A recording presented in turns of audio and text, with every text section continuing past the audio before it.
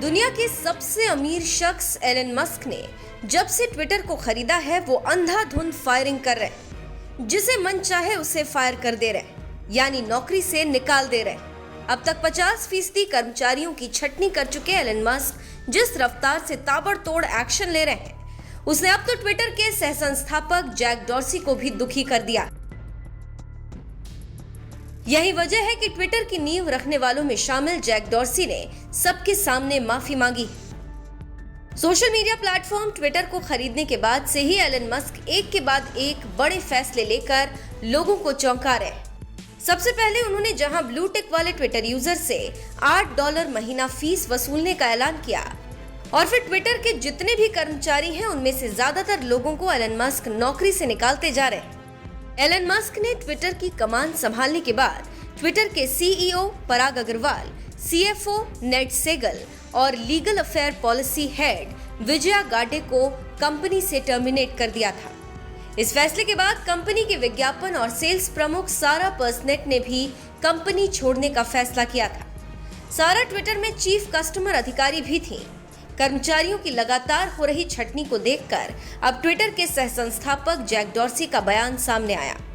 उन्होंने एक ट्वीट में सबके सामने माफी मांगते हुए लिखा, ट्विटर पर मौजूद लोग बेहद मजबूत और लचीले हैं। चाहे समय कितना भी कठिन हो, मुझे यकीन है कि लोग कोई ना कोई रास्ता ढूंढ लेंगे। मैंने कंपनी को बहुत तेजी से आगे बढ़ाया। मुझे इस बात का एहसास है कि लोग मुझसे नाराज हैं। हर कोई आज जिस स्थिति में है उसकी जिम्मेदारी मेरी है।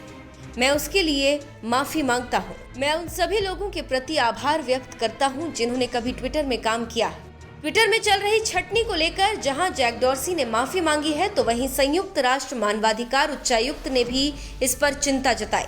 रॉयटर्स के मुताबिक वोल्कर तुर्क ने ट्विटर इंक के नए मालिक एलन मस्क को एक ओपन लेटर भी जारी किया, जिसमें कहा गया है कि बाकी सभी कंपनियों की तरह ट्विटर को भी अपने प्लेटफॉर्म से जुड़े नुकसानों को समझने और उन्हें दूर करने के लिए कदम उठाने की जरूरत है। हमारे साझा मानवाधिकारों का सम्मान करने के लिए सोशल प्लेटफॉर्म का उपयोग और विकास के लिए एक सीमा रेखा तय करना चाहिए।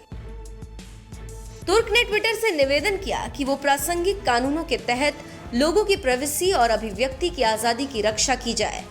उन्होंने कहा कि अगर कहीं भी मानवाधिकारों का उल्लंघन हो रहा हो तो उन रिपोर्ट्स को पारदर्शी तरीके से सामने आने देना चाहिए।